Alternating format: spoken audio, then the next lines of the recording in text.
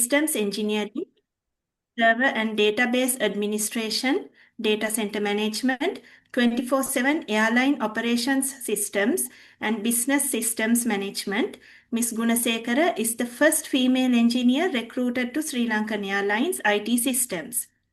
She served the airline starting from the technical field as an engineer, progressed as a chief engineer, and then moved on to the management side as manager IT business systems and later as manager digital transformation. She is also the winner of the prestigious Women in IT Asia Edition Award 2023 for the Best IT Team of the Year led by a woman. She is a charter member of Sri Lankan Airlines Toastmasters Club, holds the first Golden Gavel presidency of Sri Lankan Airlines Toastmasters, a winner of the divisional humorous speech contest and several other speech contests. She won the Distinguished Toastmaster Award and served as an area director and assistant divisional director, program quality. So without further ado, I take pleasure in inviting Ms. Gayanika Gunasekara to conduct the presentation. Ms. Gunasekara, the floor is unto you, ma'am.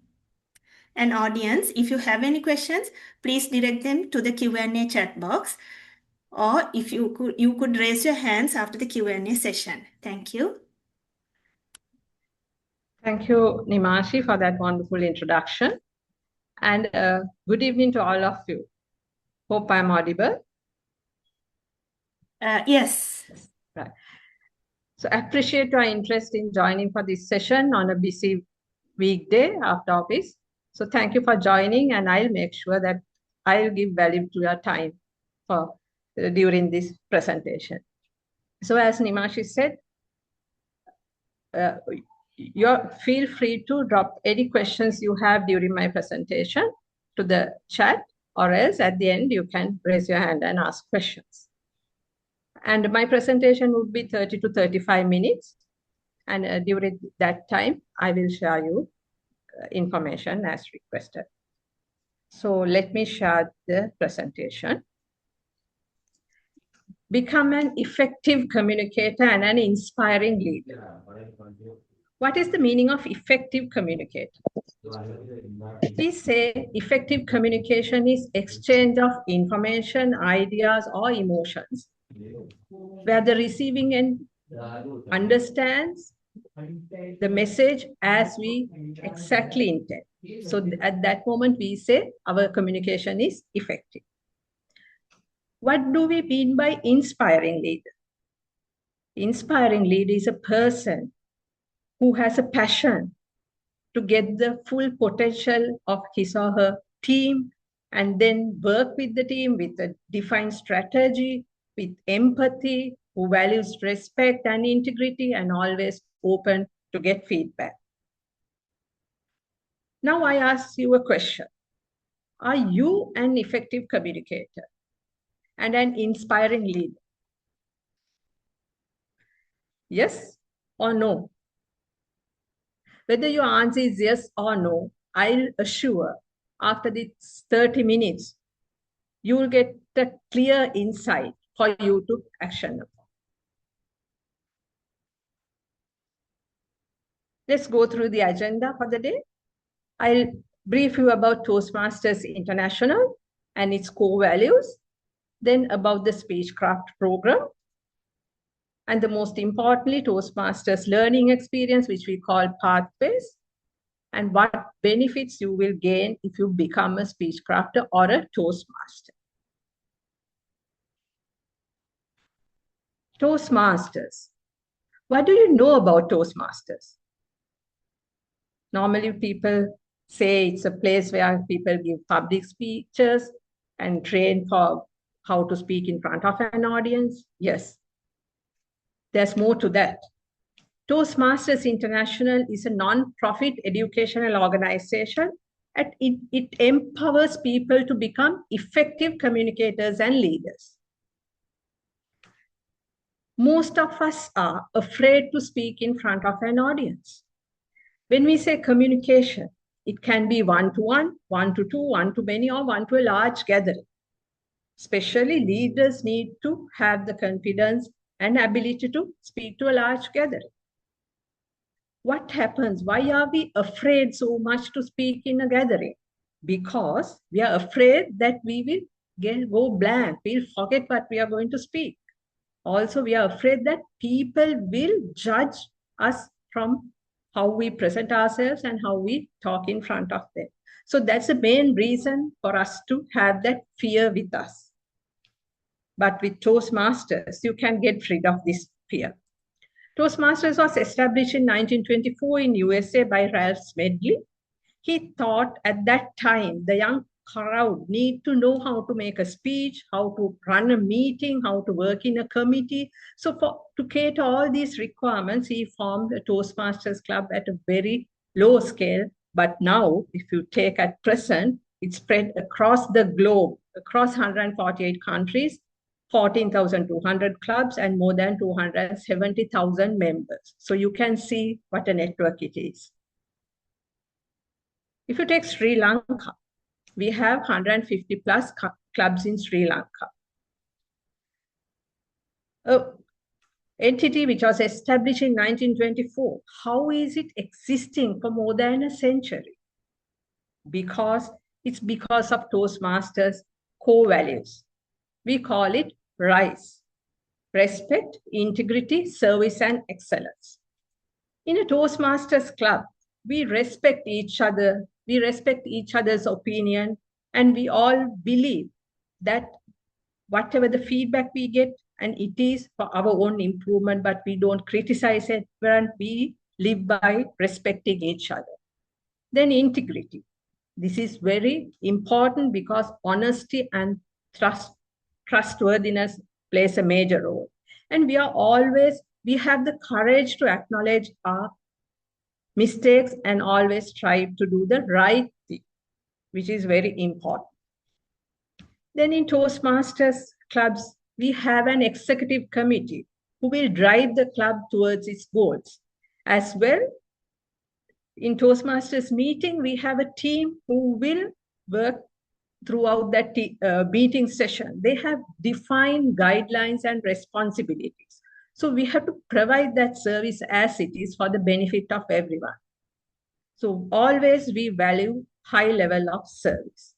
With all this, we believe in excellence because we need to meet the expected goals, or at least we need to exceed the expectations. So for that, everyone collaboratively work towards producing quality outcome from the speakers as well as from the club. So this is why Toastmasters International is existing so far, because of these core values that the members practice. Now we'll talk about the Speechcraft program. Sri Lanka Energy Managers Association, SLEMA, they are having idea to start a Speechcraft program. What is the Speechcraft program? What is the relationship it has with Toastmasters? If you take Toastmasters journey, you can become a Toastmaster in two ways. First thing, you can join a club, Toastmasters club, and become a member. Or else, you can become a speech crafter, where you can join a Speechcraft program, and with that, you can complete the program and then join a club.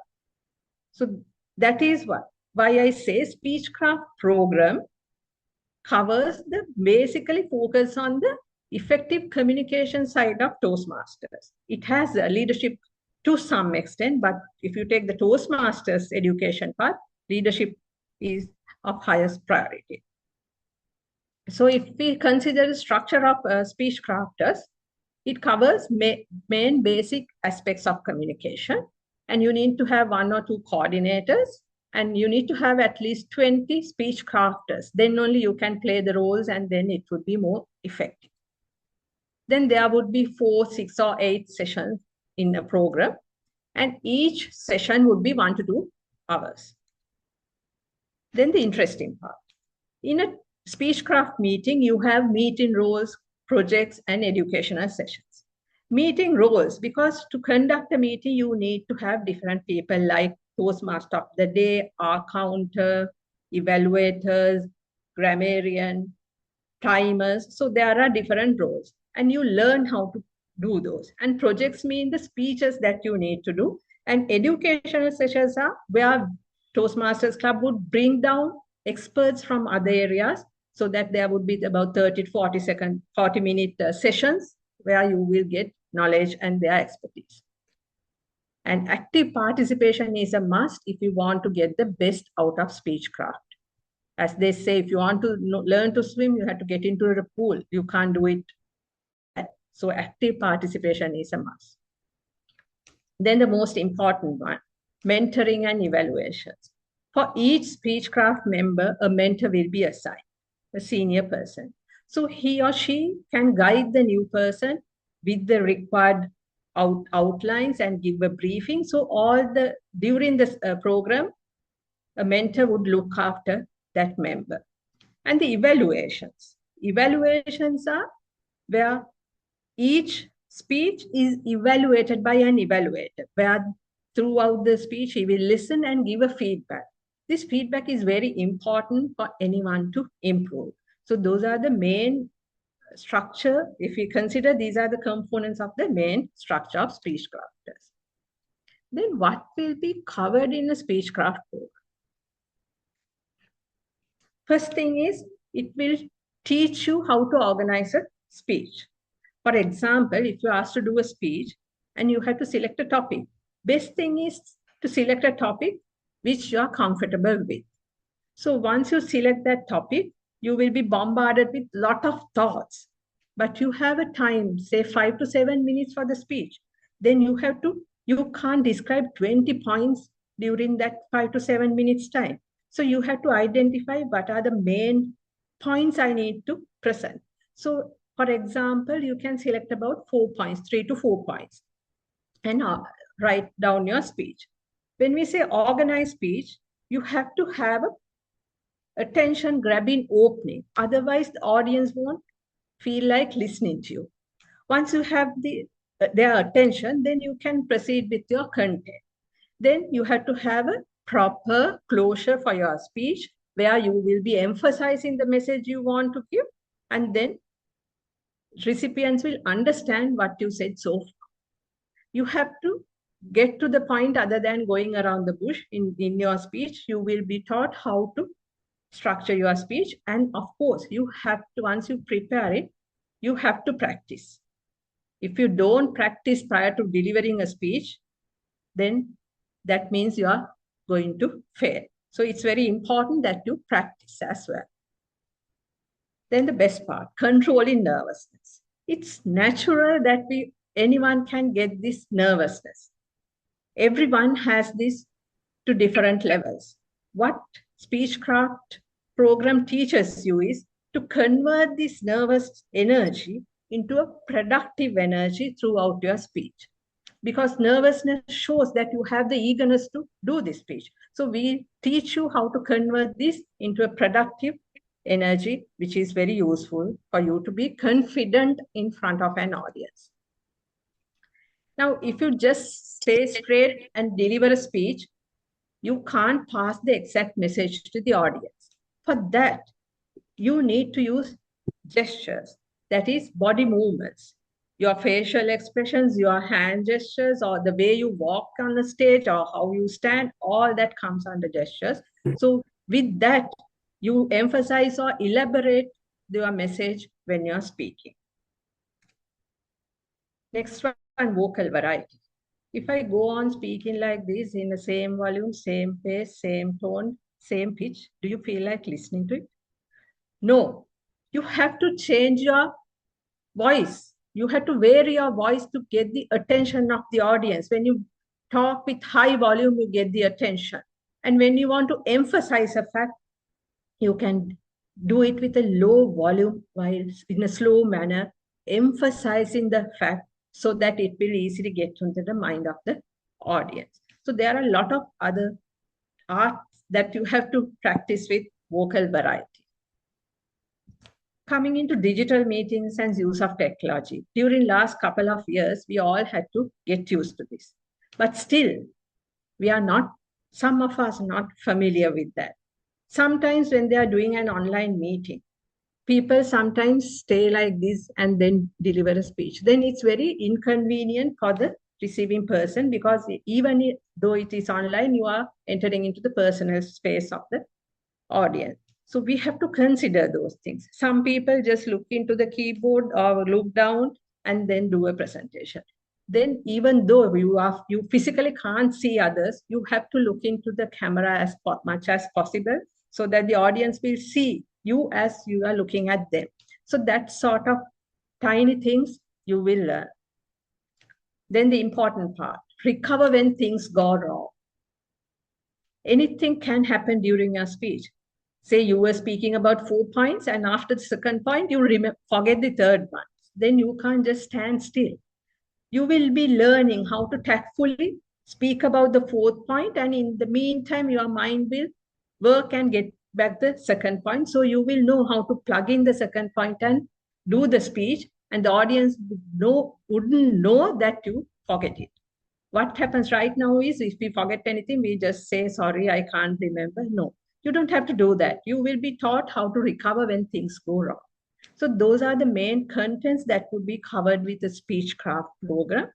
And if you actively get into that, you can definitely improve your communication skills. After Speechcrafters, you can become a Toastmaster member, as I said. In Toastmasters, the educational path is named as Pathways. This was derived by a group of experts in different fields, like industries, HR, management, or the communication side. So those experts have got together and prepared these pathways, which has 6 specialized learning paths. If out of these 6 parts, 5 are mainly on leadership. So that is why I said Toastmasters is basically looking on to building leadership. But to do that, you need to improve the communication effectiveness. You have dynamic leadership, visionary communication, persuasive influence, presentation mastery, and like that, you have 5 leadership parts plus humor, enabling humor, another area, because you have to have humor in your life, otherwise it's not balanced. So they have looked into all those areas and created these 6 parts, which is focusing mainly on leadership, which is supported by effective communication.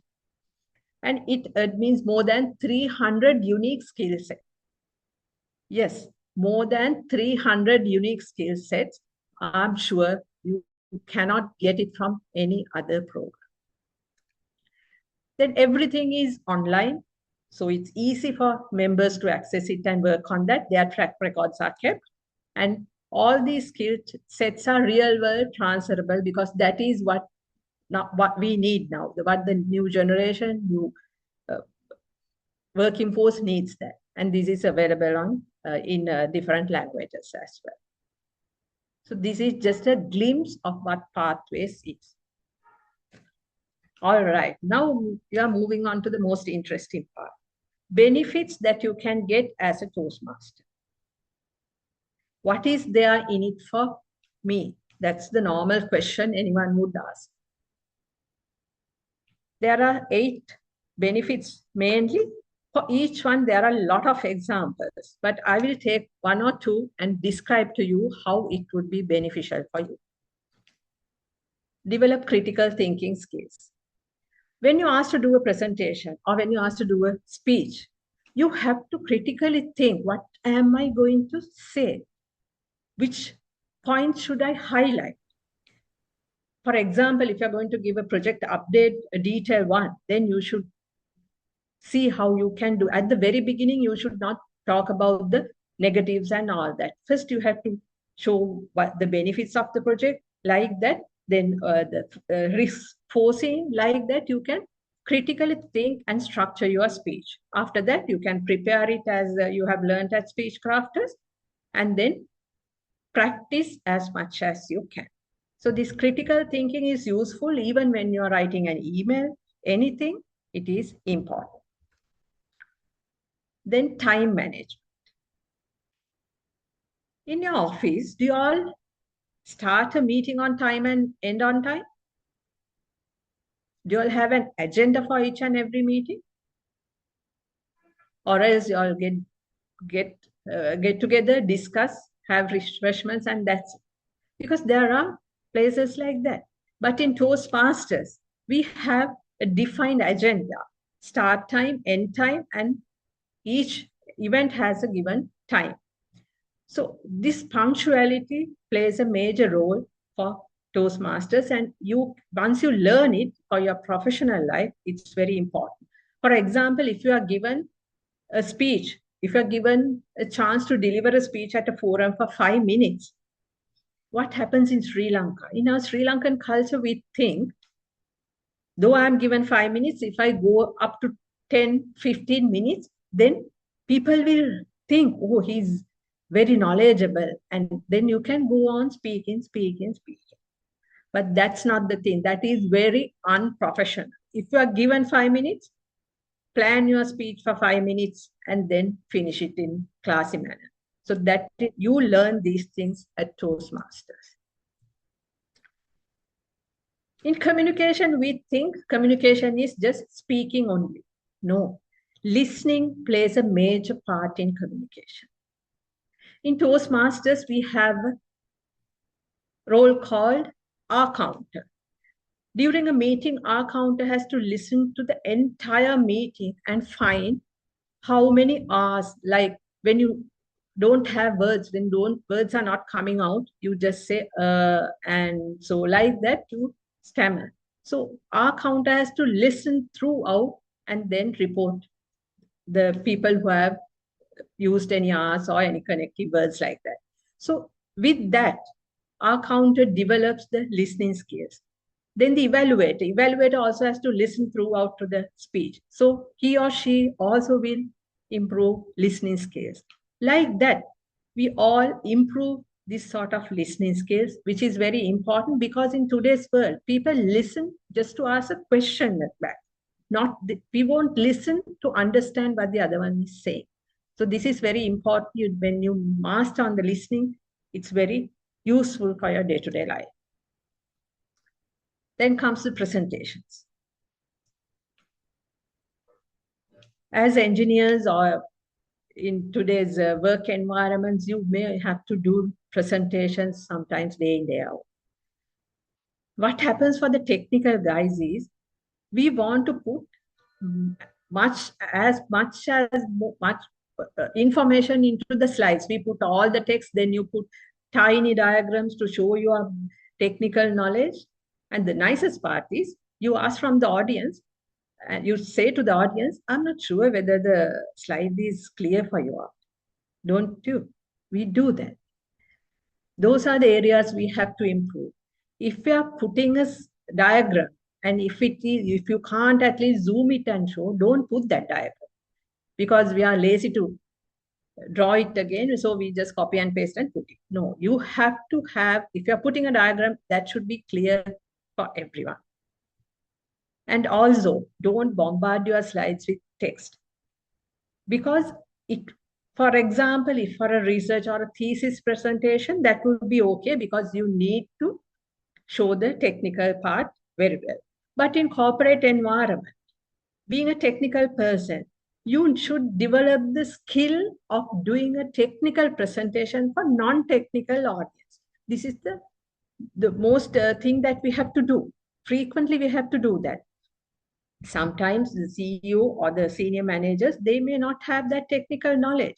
So don't think if we go there and give all these technical jargons, it shows our colors.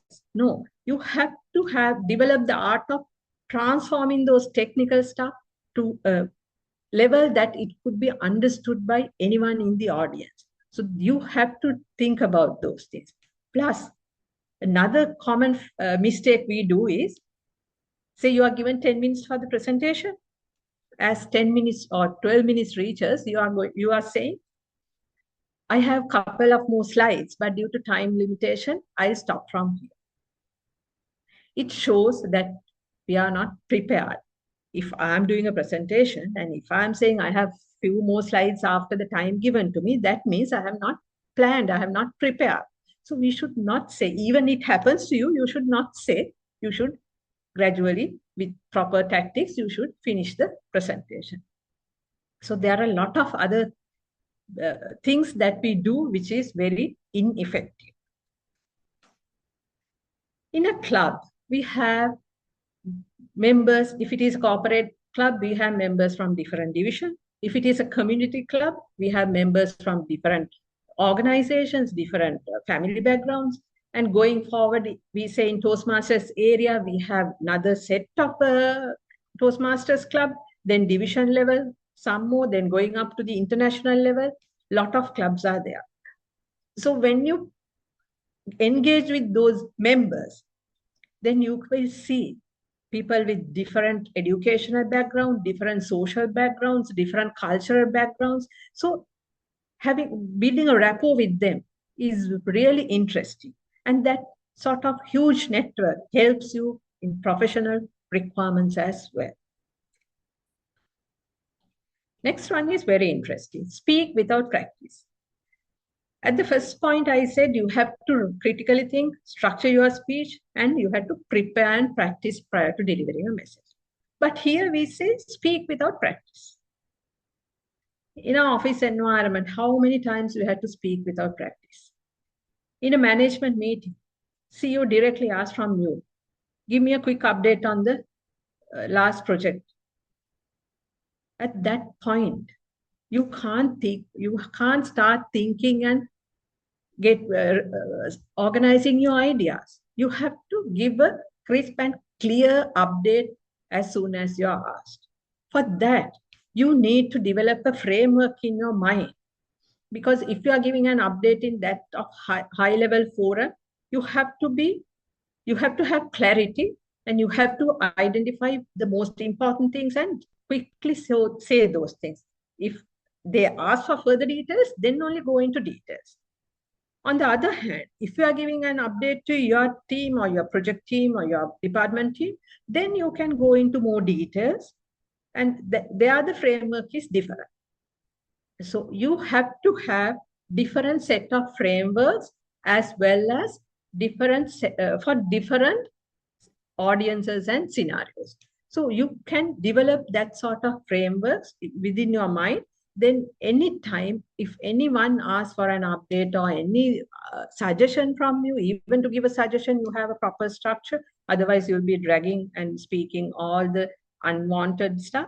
So this is an area you need to practice. And in Toastmasters, we have a session called Table Topic, where the member is given a topic and he or she has to start within 10 seconds and do the speech. So those qualities or those skills are built within Toastmasters.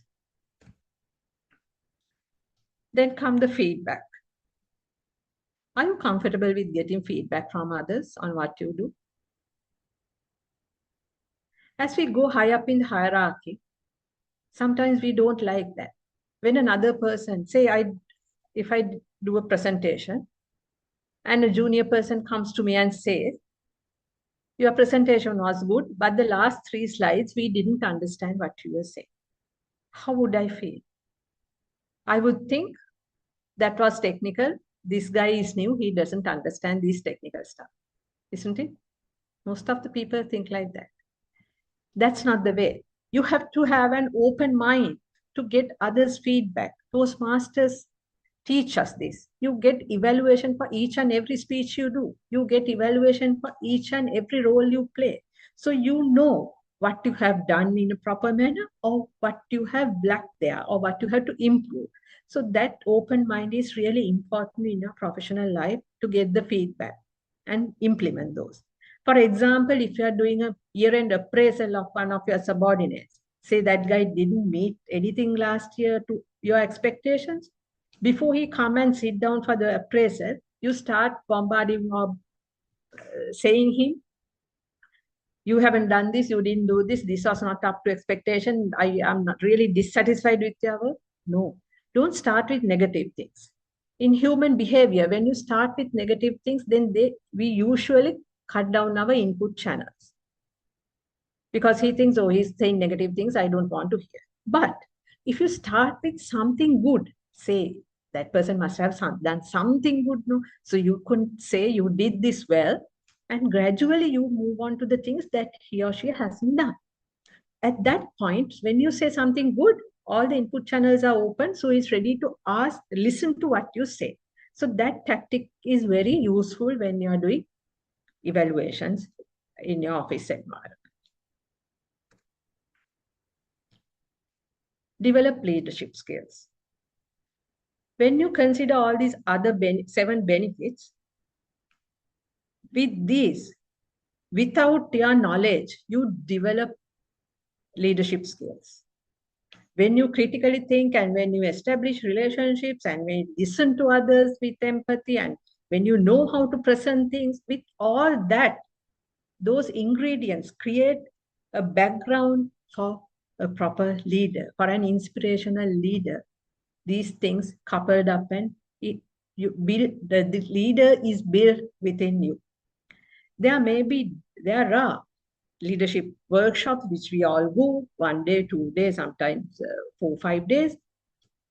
Those contents are very useful. You learn theory about leadership, then the case studies, then their experiences, and you get some time to practically have team group work and then learn those things. Those are very effective. You can gather information from that. And what happens? You go to that, then you come to your office, and then you try to implement or practice those. In case if you fail those, what would happen? People will laugh at you. People will think negatively about you. So sometimes you're afraid to try those and implement those. But in Toastmasters, we don't laugh at others. We laugh with others. If I do a mistake, others will highlight it, and then I will learn from my mistake. So that sort of friendly environment is there for you to understand and improve your leadership skill. So whatever the things you learn from those forums, you can come and implement and test and try everything at Toastmasters, where others will support you and they also will learn from. So far, I talked mainly on the professional or career benefits from Toastmasters. But the benefits that you get for your personal life is much more than that. For example, as wives, we think our husbands doesn't listen to what we say. We may be speaking on and on and on, but they don't listen to what we say. And husbands think wives, they just say things and they don't understand. So if you are a Toastmaster, and if you improve your listening skills, and if you improve your speaking effectiveness, then you know what to say and how to say it. And going forward, if you can make your husband also a Toastmaster, he will learn how to actively listen. So that sort of games are there with Toastmasters you can make use for your personal life. And speak without practice. If you go out with your friends and get late to come, then you know the story at home. Wives will ask, why, what happened? Then you can easily gather your ideas and you can nicely give a reason, and so that no one will have any hard feelings. So you can nicely escape from that if you practice to speak without practice. And any bachelor's connector, you must you are nervous or you are not confident to propose to a girl. If you have practiced critical thinking, if you have got rid of your nervousness, and if you have built confidence, and if you know how to build relationship, because at Toastmasters, we teach all those things. And if you are equipped with all those things, your proposal, everything would work 100% perfect. Regarding feedback, nowadays, kids, they just give their feedback, evaluations on us, not like in the past. They may say, Mom, Dad, what you did the other day was wrong. We don't like it. They say it. At that moment, if we are not open-minded and if we don't want to accept what they say and if we don't want to think about it, that's the end of the happiness. There will be problems. So those things we have to practice. Once you practice all those things, it is very useful for your personal life. Because when you come for a Toastmasters meeting, we say we leave our hats outside and come. What are those hats? Our designation, our position, our educational backgrounds, our age, our organization, our gender. We forget all that. Once you come to Toastmasters, you are a Toastmaster. So you can freely express your thoughts, you can freely practice communication skills.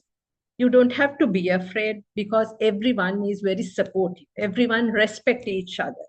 So that this is the best place for you to practice your communication skills. And gradually, without your knowledge, you will develop leadership qualities as per the pathways. Again, I ask you this question. Are you an effective communicator and an inspiring leader? Yes or no? If your answer is yes, there is a platform for you to come and share your knowledge, help others to improve themselves and reach somewhere near you, where you can do this and enjoy and have self-satisfaction that I have shared my knowledge on communication and leadership with others. If your answer is no, if you're not a good communicator and not a leader, then there is a platform for you to come and learn things. As I said, you can learn 300 plus skills. So with that, you can achieve the dream in your life to become an effective communicator and an inspiring leader. Do something today that your future self will thank you for. Do something today that your future self will thank you for. Join Toastmasters International, where leaders are made. With that, I conclude my presentation, and now it's the Q&A session. And Dr. Migara, I think Dr. Migara is looking into the Q&A. Yeah. Yes. Yeah. Yes. So thank you very much, Mrs. Gayanika Gunasekara. So we had a very inspirational talk, and we learned quite a lot, and you gave us a lot of insights about public speaking and how to become an effective communicator. So it's time now for questions. So anybody who would like to ask any question, you can post it in the chat box, or you can unmute and ask the question. Dr. Migara, yes, Yeah. thank you. And thank you, Ms. Gunasekara, for that wonderful and very inspiring presentation. So, yes, before we move on to Q&A session, I have a small announcement. Audience, for our records, we would like to have the SLEMA member count in the CMF who participated in the CMF. So we would appreciate it very much if you could make your name appear in a traceable manner. You could either add your member number, or please rename your Zoom ID with your proper name. Thank you. And we can get back to the Q&A session. Dr. Migara, the floor is on to you. Yeah. Thank you, Nimashi. So please rename as Miss Nimashi informed you, so that we can get the proper count. And there is a question from Mr. Harsha Vikramasinghe. Did you prepare for this session as well? So yes. Did you prepare for this session as well? Yes, of course. Because can you remember at the very beginning, I told you that my presentation would be 30 to 35 minutes. Did anyone time it? It was 34 minutes, right? So like that, whenever we are doing a speech, we always practice, prepare, and do it accordingly to the given time. Because we say, if you fail to prepare, you are preparing to fail. If you fail to prepare, you are preparing to fail. So that is something, and you have to prepare depending on the audience as well. What I discussed here today, I can use the scenarios or else the examples that I prepared for this. I can't use the same example for different audience, because examples I'm using has to be in par with the audience requirement. So like that, you have to think and then prepare. Did I answer your question, Harsha? Yes, very well. Thank you, madam. Any other question? Professor Mingara, can I ask a Yes. question? Yes, This sure, is, sure. Amela Vikram Yeah. And thank you, Gayanika. It was really insightful and inspiring as well. I have, tips we could take, but something I would like your, kind of, knowledge shared is about our English language skills itself. What you have talked about, how we should set about presenting and communicating. All this is good if we can manage our language well. But the thing is, if our English is not as good, then how can we really do all this? Because if our the grammar is not good, if we can't really communicate. Because we are from very different backgrounds. How can we manage that even to come to this level? Then it's quite a difficult task, isn't it? So what are the tips you can give to us on that? Yes, Amila. I have been with the Toastmasters since 2002. So I have seen how new members join at our office. We have members from different categories, and there were members who couldn't actually complete a full sentence in proper English. There were members like that. But because that environment is very friendly, they didn't feel any sort of difficulty or inconvenient. It was not sort of inconvenient place for them. They come and everyone motivated them. And there was a person, when he started to speak, he spoke for about 2 minutes. He had many hours because he couldn't complete a sentence in English. So, but after about 3 months, his progress was massive and amazing, I would say. So there were members like that. So only thing is, even in our offices, we have people like that. They are afraid to come for Toastmasters meeting, thinking that my English is not good, so I can't go and speak in front of an audience. That is why you should come for a Toastmasters or a speech crafters and join and learn things. If you don't know anything, you have to learn it. And this is the best place because no one is going to laugh at you. Everyone is going to support you. And in the meeting also, there's a role called grammarian. Throughout the meeting, grammarian looks into how we use the English grammar in proper way. And he or she gives a report. So like that, people learn how to use grammar in an effective way, as well as the errors that we make, they highlight. So this is the best place because no one is going to laugh at you, even if you if you don't have proper grammar. But if you do speeches, and especially if you do these table topics, impromptu speeches, then you learn to speak. That is why we say this is a friendly environment, because English is not our mother tongue. So nothing to worry. Come and try it. So, Yeah. but Yes. Professor Mingara, one more linked question before I, say, I have seen, some, communicate really well in spoken communication, like talking and presentations. They do very well. But in reality, if they write something, the English is not as good. So how can this happen? Is talking easier than properly writing? Are there shortcuts to talking than writing? Because there are many people who can speak well, but not write. They write entirely differently and entirely wrong sentences when they are asked to write. So are these two different? That is also a question from me, Amila, because if he can speak, how can they write it? I mean, if it is same thing, if they are going to write, is that what you are saying? Same thing, Exactly. if they write it as a report, then it's not up to the standard.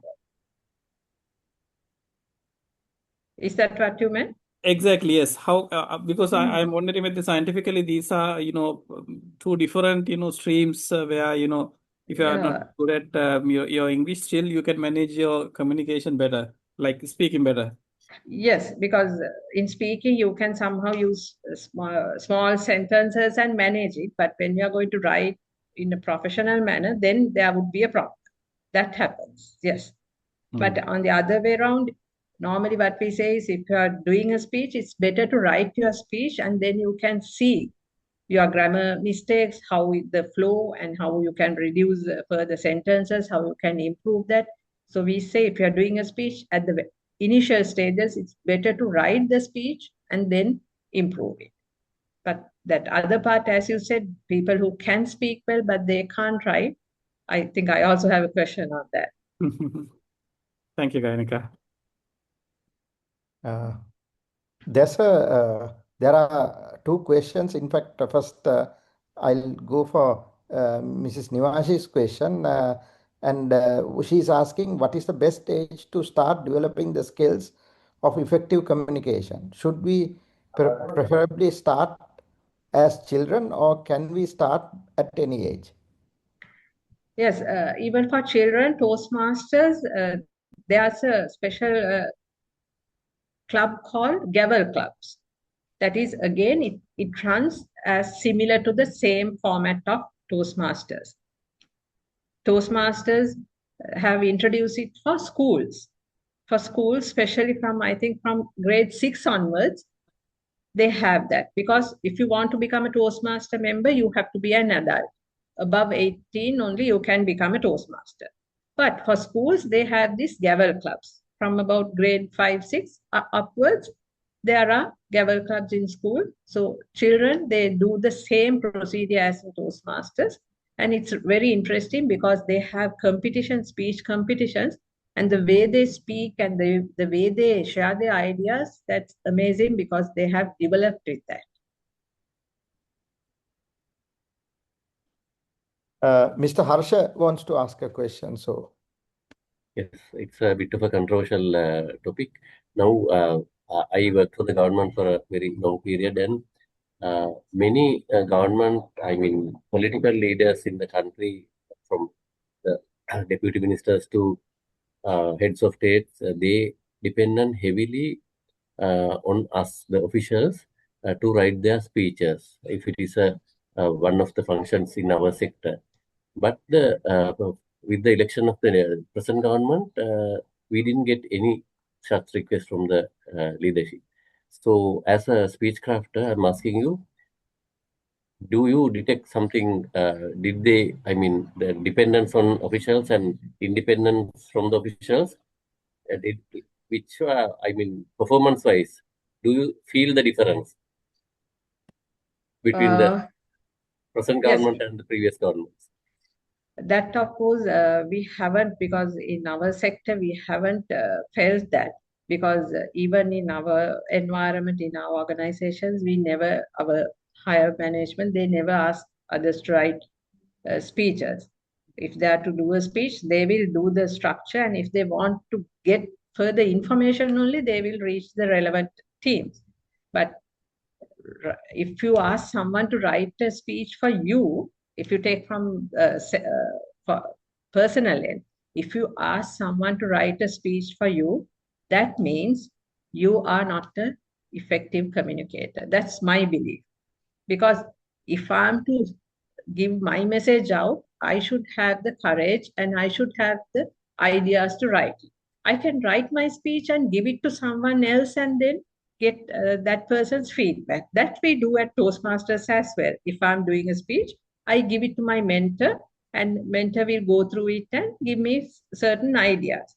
But I don't ask another person to write a speech for me. So what I feel, Harsha, is sometimes people do it maybe due to their incompetencies, or because they think that this is, maybe they are busy. But I don't believe, for a leader, if you can't say I'm busy and I want someone to write my speech, because as a leader, if he or she wants to share a message or thoughts with someone else, definitely he or she has to at least in a point form, they have to prepare the speech.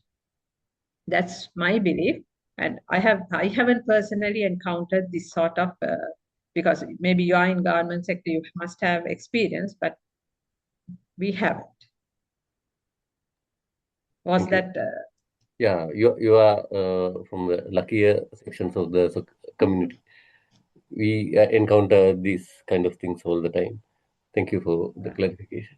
So do they review it with you after you write the speech? Yes, yeah, they summon us and they some of the better ones they discuss with us and add their own spice to the speech, and then they do a wonderful delivery. But some they just read it in front of the audience. Normally, some leaders, they have defined person who's designated to do that. So that person will do when you go in the very up in the hierarchy. There are designated Actually, people. they are the people who approach us for content. So it goes another step down, I think. Yeah. Mm. Thank you so much. Okay. Any other questions?